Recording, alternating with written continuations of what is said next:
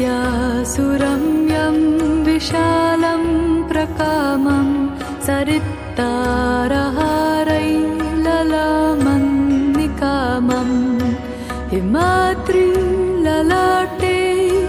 पदे चैव सिन्धु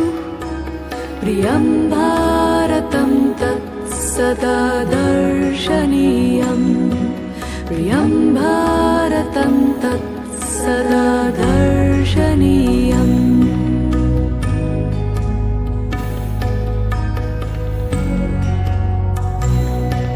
धनानां निधानं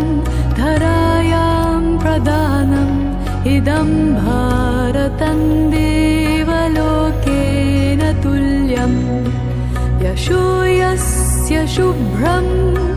विदेशेषु गीतम् प्रियं भारतं तत् सदा पूजनीयं प्रियं भारतं तत् सदा पूजनीयम्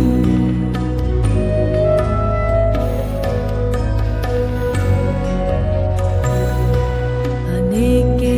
प्रदेशा अनेके च वेषा अनेकानि रूपाणि भाषा अनेका परयत्र सर्वे वयं भारतीया प्रियं